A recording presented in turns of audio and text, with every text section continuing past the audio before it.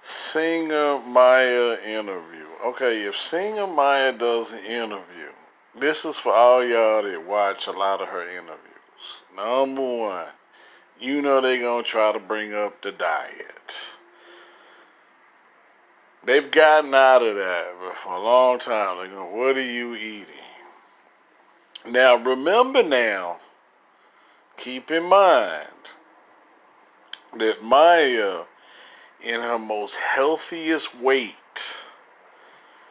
because I can tell you how much she weighed. She weighed 117 pounds when she first got in the music business. That was in 98. So all of y'all, they're like, oh, I didn't know she weighed. Yeah, she weighed 117 pounds in 98.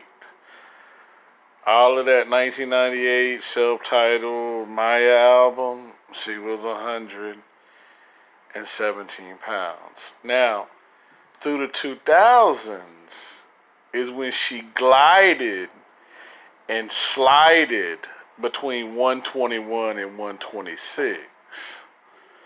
So through the 2000s was like her most healthiest weight that she ever had was when she was a meat eater.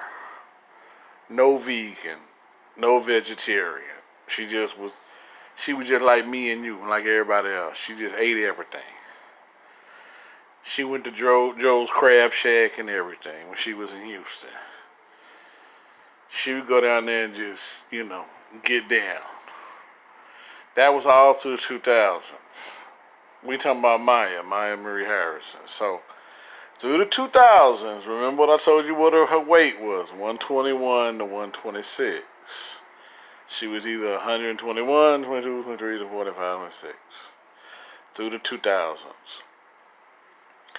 It wouldn't be until like 2010, once you got into the 2010s is when she first started going into the 130s, the 131s, the 132s, and up. So if you watch a Maya interview, you already know what the interview, you already understand what the platform is going to be. Diet, new music. We not talking about no new music. There is no such thing as new music. Right. The reason why they used to talk about when the new singles coming out was because you needed to know when the new single was going to be available at the stores. Oh, when's the new album coming out? Don't nobody need to ask that question. It's all right there on streaming platforms. Like, oh, when's the new album going to come out so I can be the first at the store to buy it? No. There's not no 1985. There's not no 1990. It's not 1995. You don't need to know when the new album's coming out. You don't need to know when the new EP dropping. You don't need to talk to Maya in an interview about, well, let's talk about new music. Okay, let's go back to this because she bringing this song up again called Worth It. And I said this before about her song Worth It. First of all, I already got on her from the very beginning because she didn't spend no marketing budget behind Worth It. She shot the video with Lamar Edwards. I already told her, move on past Lamar Edwards. For y'all that don't know, Lamar Edwards goes by my guy Mars. He was not the one that took Maya back to the Grammys. The guy that took Maya back to the Grammys was with my album. See, Smooth Jones was her independent project. It's me that told her, no, we're not calling this independent project. This is called an album. That's all in her DMs back and forth, right? Okay. So while she was trying, she didn't understand what was really going to happen with this Smooth Jones, right? See, Smooth Jones was more like, oh, I'm finna show you what I'm about to do, right? We gonna make this. They gonna have to nominate this for a Grammy. Because for all that time, she kept saying Smooth Jones was not an album. It was the appetizer before the main course. She used to always say that. So then when I got a copy, remember when I got Smooth Jones from Engine Room and I bought it from her direct, that's when I had her fill it out for Marie Harrison and then her date of birth, which she didn't put her date of birth. She put like a little heart sign.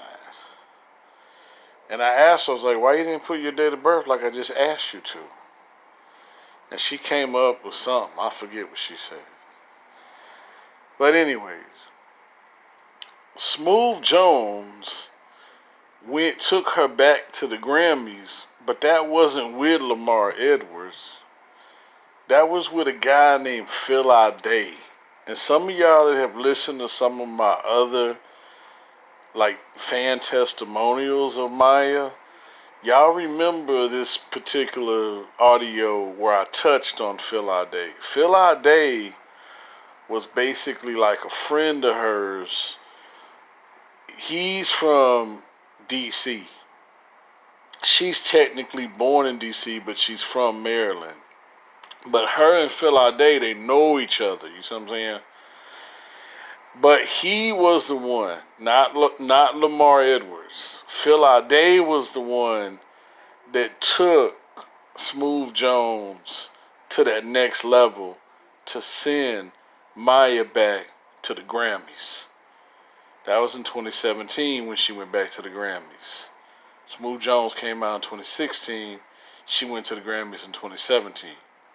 I think, or maybe she went at the end of 2016. One of the two, but I think it's at the beginning of 2017.